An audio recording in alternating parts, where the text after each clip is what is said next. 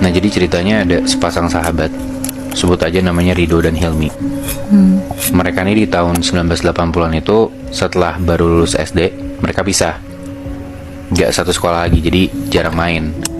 Nah karena si Rido ini masuk ke pesantren, sedangkan Hilmi itu masuk ke SMP negeri.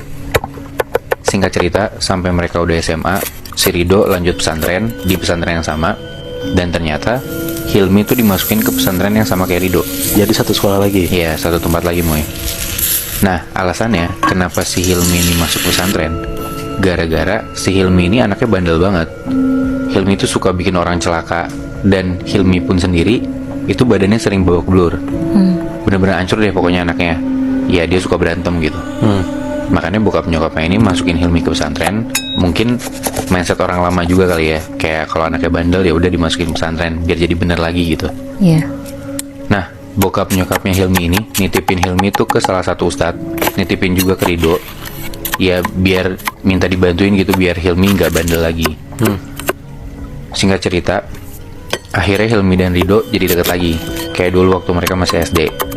Nah Rido tuh bantuin Hilmi di pesantren, kayak diajarin ngaji dari awal, disuruh sholatnya bener, kurang-kurangin ngomong kotor, ya dijagain banget lah.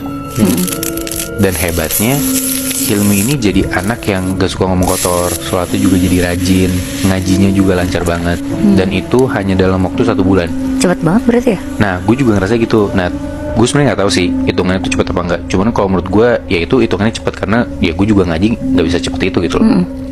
Nah Rido nggak ngerasa gimana-gimana dengan Hilmi yang bisa cepet belajar itu, karena ya Hilmi ngejalanin belajar di pesantren tuh kelihatannya serius-serius aja. Dan bisa dibilang Rido selalu ngabisin waktu sama Hilmi, kecuali di malam hari, karena hampir tiap malam si Hilmi itu pergi keluar pesantren karena dia ngikut satu perguruan silat. Nah jadi peraturan di pesantren ini tuh emang ada jam bebasnya gitu Muy. Nah mereka boleh keluar dari area pesantren setelah jam 9 malam, dan nanti harus balik lagi sebelum jam 1 pagi. Nah gue gak tahu ini peraturan di pesantren itu doang atau zaman dulu semua pesantren itu kayak gini. Karena ya setahu kita kan kalau pesantren sekarang 24 jam mereka harus di dalam area itu kan. Iya benar. Ya. Tapi ya intinya setiap malam itu mereka dikasih waktu kosong buat keluar-keluar tuh gak apa-apa. Nah 1-2 bulan tuh aman-aman aja, sampai di bulan ketiga Rido ini mulai ngeliat gelagat si Hilmi tuh aneh. Kenapa? Jadi kalau di pesantren ini tuh makannya kayak di satu piring gede berlima gitu, kebayang gak sih lo? Jadi kayak nasinya banyak, terus ada lauknya di tengah-tengahnya gitu. Nah pas makan bareng ini si Hilmi tuh cuma makan nasi putihnya doang. Kayak kalau misalnya ada lauk itu tuh nggak dimakan. Terus kalau nasi kena kuah dikit juga nggak dimakan sama dia. Jadi benar-benar pure nasi putih aja. Aneh banget kan? Nah pas ditanya sama Rido, kenapa kok nasinya doang yang dimakan? Hilmi alasannya nggak nafsu makan. Nah tapi kejadian untuk dia cuma makan nasi doang tuh nggak cuma sekali 2 kali Moy. Nah tiap hari pas makan bareng Hilmi ini cuma makan nasi putih doang. Dan hal ini tuh dilihat juga sama ustadznya, ustadz yang dititipin gitu loh sama orang tuanya tadi yang gue bilang. Nah karena Rido deket sama Hilmi, Rido dipanggil lah sama si ustadz ini. Sebutlah nama ustadznya Ustadz Dadang gitu ya. Sekalian semacam laporan perkembangan gitu, kayak si Hilmi ini gimana perkembangannya, ngajinya segala macam. Udah mereka ngobrol, dikasih tau lah sama si Rido, emang gelagatnya si Hilmi ini emang rada-rada aneh, ya makan nasi putih doang itu. Nah terus si Rido juga bilang kalau Hilmi itu hampir tiap malam dia pergi ke satu perguruan silat. Nah si Rido itu bilang kalau Hilmi itu ikut perguruan silat di tempatnya Ki Januwiryo, sebut aja namanya gitu ya. Nah ngedengar kayak gitu sih Pak Ustadznya kaget. Pak Ustadznya bilang, wah dia itu terkenal silat yang pakai ilmu hitam, kata Ustadznya gitu. Rido kaget dong. Iya berarti sahabatnya belajar ilmu hitam gitu kan.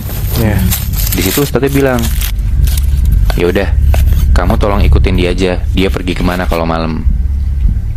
Akhirnya hampir tiap malam kalau Hilmi keluar dari pesantren, Rido ngikutin tuh, ngebuntutin dari jauh. Dan emang Hilmi ini keluar pesantren itu ke tempat silat buat latihan silat sama si Ki Januwiryo itu. Tapi nggak selalu tiap dia keluar dia ke tempat silat. Ada kayak misalkan dalam 1 minggu si Hilmi ini keluar dari pesantren itu 3 atau 4 malam ya. Nah di antara malam dia keluar itu ada 1 malam dia tuh malah pergi ke hutan yang ada di dekat pesantren mereka. Jadi di pesantren mereka belakangnya tuh kayak ada hutan gitu, Muy. Nah, Ke hutan itu sendiri juga. sendiri juga, Muy. Nah, pas si Hilmi ini diikutin sama Rido buat ke dalam hutan, si Rido ini ngeliat dari jauh Hilmi tuh masuk ke hutan. Terus dia kayak berhenti di satu spot, kayak ada pohon-pohon gitu.